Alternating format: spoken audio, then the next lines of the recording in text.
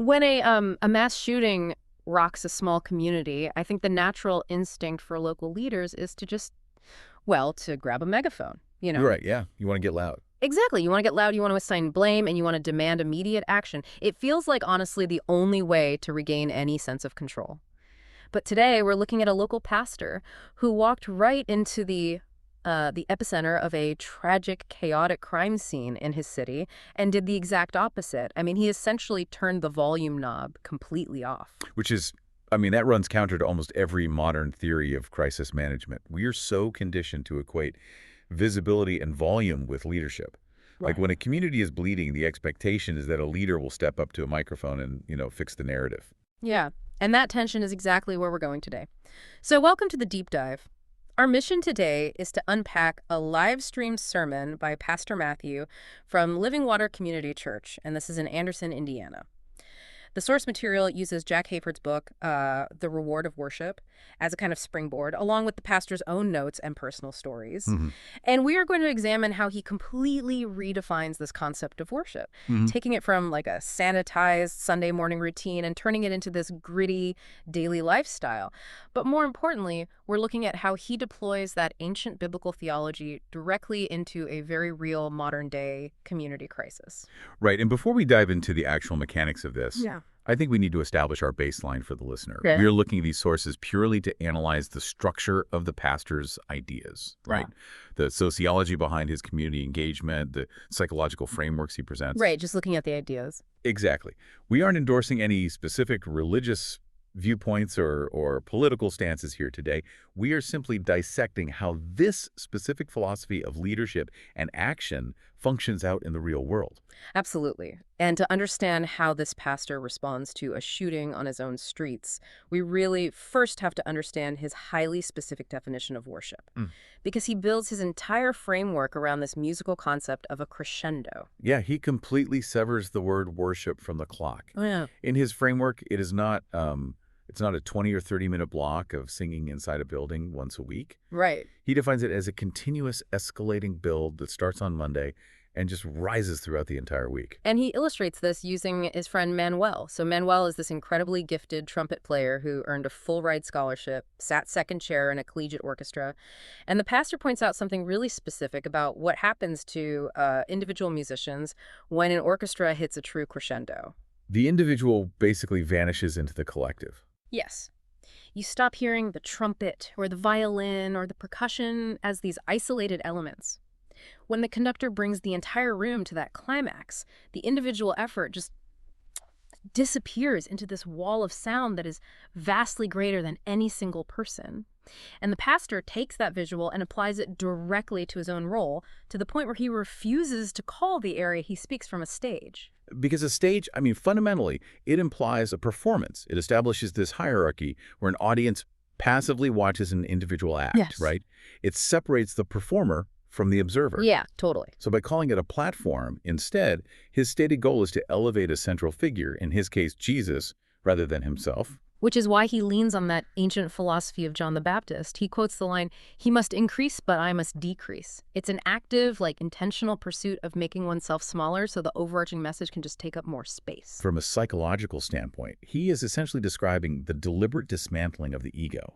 And that actually mirrors, I was thinking about this, it mirrors the concept of entering a flow state in high-stress environment. Oh, that's an interesting connection. Right, like when a big wave surfer is dropping into a 60-foot swell or a trauma surgeon is in the middle of a really complex operation, the individual self, the anxiety, the pride, it completely dissolves. Right. They aren't thinking about how they look. Exactly. They are entirely consumed by the action itself. The true crescendo isn't about the individual getting louder. It's about the individual surrendering completely to the moment. But that suspension of the self for the sake of a larger purpose, while it's a beautiful ideal, it introduces the primary friction point of the source material. Because if the ultimate goal of human devotion is this all-encompassing, ego-dissolving crescendo, Why don't we see it? right, Yeah. why is it so incredibly rare to see it actually happen in everyday life? Well, the pastor points the finger directly at how modern culture has basically commodified faith. He argues that we've engineered this highly diminished, convenient version of the divine. And during the live stream, he actually pulls out this tiny, pocket-sized rubber Jesus to demonstrate his point. It is a really sharp critique of consumer religion. He Yeah. physically holds up this tiny rubber figure to symbolize how people attempt to shrink an infinite concept down, until it fits neatly into their front pocket. A fun-sized savior. Exactly. He takes issue with treating faith like a cosmic lucky charm. You keep it tucked away, ignoring it completely until the water heater breaks or the AC goes out or there's a hole in the ceiling, and then you rub the lamp and ask for a favor. And to highlight how absurd this is, he contrasts the rubber toy with ancient imagery from the biblical book of Revelation, specifically Revelation chapter 5. Yeah, he brings up two highly contrasting symbols from that text, the lion of the tribe of Judah and the slain lamb. Yeah. And these aren't just accidental metaphors. Right. The lion represents this fierce, untamable, cosmic authority-like, a force that simply cannot be controlled or domesticated.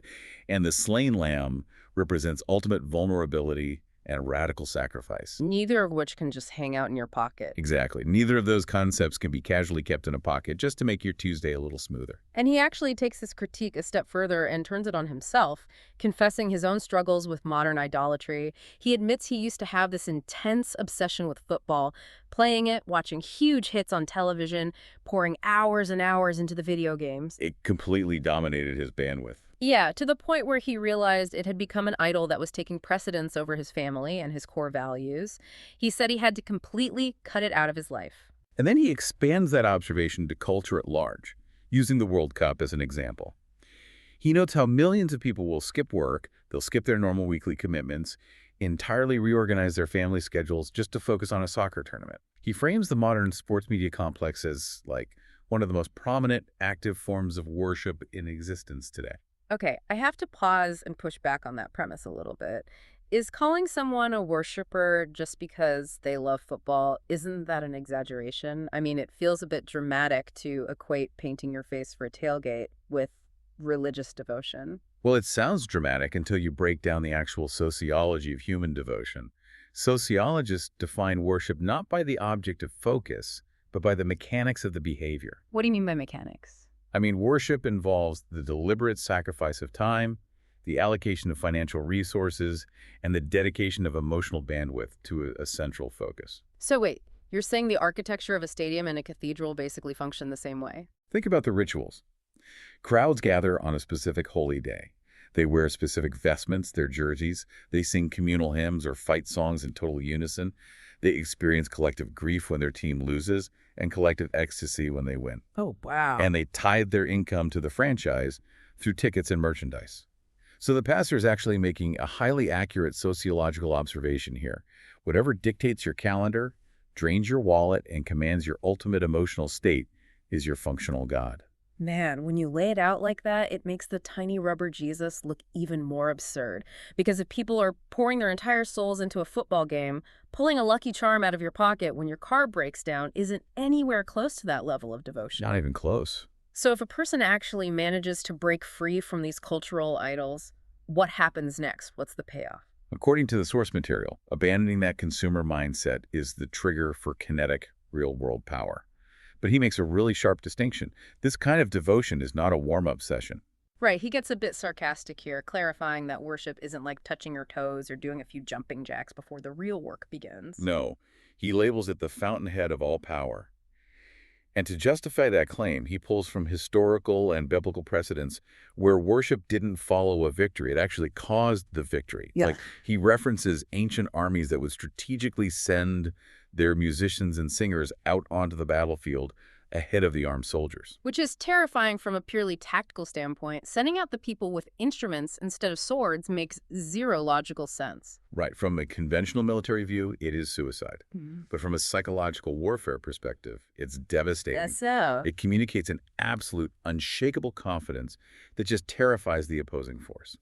He also points to the narrative of Paul and Silas, these two early Christian figures who were beaten and thrown to a midnight prison. Instead of despairing, the text says they sang. And as they sang, the foundations of the prison physically fractured. Wow. He uses these stories to argue that true focus on the divine isn't passive reflection. It is a force that actively alters reality. And he then zeroes in on a very specific narrative from the prophet Isaiah to show how this power actually changes the individual. So in Isaiah chapter 6, the prophet experiences this vision of standing in the direct presence of God. But Isaiah's reaction isn't like awe or joy. It is absolute terror. He yells out, "Woe is me! I am a man of unclean lips, and I live among a people of unclean lips." He experiences a crushing awareness of his own deep flaws. And in the story, an angel takes a burning coal and touches it to Isaiah's lips to cleanse him. Immediately after that, very painful process, a voice in the room asks, "Whom shall I send?" And Isaiah volunteers instantly. He says, "Here am I, send me." He doesn't ask for a job description. He doesn't ask about the salary. He just offers himself up. And the psychological pivot here is staggering. Think about it. In corporate leadership, we are trained to hide our flaws. Oh, constant. You project strength, you hide your weaknesses, and you fake it until you make it. But in this ancient framework, screaming, "Woe is me," like admitting your absolute inadequacy, is the mandatory prerequisite for gaining authority. Because an ego that has been completely shattered cannot be threatened. If you have already exposed your deepest flaws, pride can no longer manipulate your decisions. The transformation from "woe is me" to "send me" relies on the exact concept we discussed earlier, the individual vanishing into the crescendo. Right. But, that theory sounds incredibly profound when we were talking about ancient prophets and metaphorical battlefields. Sure. Theoretical surrender is really easy when you are safe inside a building. But the ultimate test of this theology happens when it collides with a brutal modern reality. Which brings us to the actual epicenter of the pastor's message. The narrative shifts abruptly from biblical history straight to the streets of Anderson, Indiana. Yeah. The pastor describes receiving a phone call on a Sunday. There had been a mass shooting just a few days prior at 5 a.m. on a Thursday, right at the corner of Nickel and Madison. It happened in the aftermath of a party. An 18-year-old opened fire, shooting 5 people, plus a 6th if you count an injury to his own hand. It's a deeply traumatic event that fractures the psychological safety of an entire community. The ripple effects of a teenager shooting 6 people on a neighborhood corner, that touches everyone in that zip code. So the pastor is asked to join a gathering of local pastors and community leaders at the exact site of the shooting to pray over the area. He calls up a friend, someone he refers to as Jason from Giant Slayer, and they ride their bikes down to the crime scene. But the moment he arrives, his expectation of, community solidarity is just shattered. Because instead of a unified front processing collective grief, he walks into a chaotic argument. The local leaders are actively pointing fingers. They're blaming the parents of the youth. They're blaming the culture of the neighborhood. They are debating municipal policy. They're looking for a scapegoat. Exactly. Yeah, and the pastor is standing there, and his frustration is just boiling over. He has built his entire life around wanting to lead a church of action. He wants to jump into the fray, grab the metaphorical megaphone, and solve the problem. So he asks God what profound truth he should deliver to these arguing leaders. And the internal directive he receives is 2 words: say nothing. Which is deeply counterintuitive. He openly admits he wanted to throw a tantrum. He says he wanted to stomp his foot like a 2-year-old because he loves to talk, and his instinct is to fix things verbally. But the directive holds, do nothing, say nothing. If we examine the sociology of crisis management here, this is a profound moment of restraint. When a traumatic event occurs, institutions and leaders panic. Right. Blaming others, arguing over who is at fault. It's a defense mechanism. It creates the illusion of control in a situation that is entirely out of control. So if a leader jumps into that noise and tries to preach or correct people, they are really just adding to the anxiety. By holding his tongue, the pastor refuses to participate in that toxic cycle of institutional panic. And because he stays quiet, he creates the space to notice something everyone else is completely ignoring. While the community leaders are busy arguing with each other, the pastor steps away from the huddle, and he spots a young man who has set up a table nearby, making and selling hibachi food and lemonade. The pastor loves good lemonade, so he walks up to the kid, whose name is Tyler, and decides to become a customer. Notice the shift in power dynamics here, too. The pastor doesn't approach Tyler as a religious authority figure trying to, save a neighborhood kid. Right. He approaches him as a customer requesting a service. He validates Tyler's enterprise. So they strike up a casual conversation, and eventually the pastor asks Tyler about his background and if he knows Jesus. And Tyler delivers a response that is just a brutal indictment of modern institutional religion. He says, "Yeah, I went to church until I was 15. The pastor asks why he stopped, and Tyler replies, "They don't like us there." That single sentence explains why the arguing leaders a few feet away are completely ineffective. Tyler represents the exact demographic those leaders are arguing about, yet he feels entirely alienated by the institutions they represent. And the pastor's reaction to that statement is arguably the climax of this entire deep dive. He doesn't get defensive about the church. He doesn't try to explain away Tyler's pain or preach a mini sermon to correct his worldview. He simply looks at him and says, I pastor a church, and I like you. Wow. Then he asks us if he can pray for him. And Tyler admits that no one has ever asked if he needed prayer before. And we should pay close attention to the nature of that prayer, too. Exactly, because standing right behind the backs of the arguing community leaders, the pastor and Tyler pray, but it isn't a grandiose prayer about ending gun violence or saving the city. The pastor prays for Tyler's immediate reality. He asks God to bless Tyler's family and to prosper his hibachi business. By doing so, he dismantles the hierarchy. Buying the lemonade and praying for the business validates Tyler's daily struggle for survival. It builds instant trust because it requires absolutely zero institutional posturing. It creates a genuine bridge, and before leaving, he hands Tyler his card. Later on, Tyler actually texts him, asking if the church wants to hire his hibachi business to cater a future event. That's incredible. Right. An 18-year-old kid who felt entirely rejected by the church reaches out to partner with one, all because of a conversation over lemonade. But that interaction also changes the pastor's trajectory. As he leaves the site, the internal directive shifts. The command to say nothing evolves into a new instruction. Be a presence. Action replaces silence. On Monday, he texts a woman in his congregation named Miss April. He asks if she is willing to organize a worship session directly in the park where the shooting occurred. They don't rent a hall, they don't stay in their building, they take their people directly to the site of the trauma. And the pastor's justification for this is chillingly clear. He tells his church, if somebody can shoot somebody here, you can worship here. He is physically reclaiming the geography of his city. He is taking the concept of worship, which he previously defined as the fountainhead of power, and deploying it into the bleeding edge of his community. He isn't arguing with other leaders about policy. He is establishing a stabilizing presence in a fractured space. And this circles all the way back to Manuel, the trumpet player. Yes, it does. The true crescendo of this pastor's week wasn't the volume of his microphone on a Sunday morning. The crescendo was lowering his own ego, refusing to argue, buying a cup of lemonade, and becoming a quiet, physical presence of peace in a place of violence. He decreased so the mission could increase. And this combination really allows us to understand the final challenge he issues to his congregation. It's a two-part mandate. First, he demands total personal surrender, abandoning the pocket-sized consumer version of faith for actual transformation.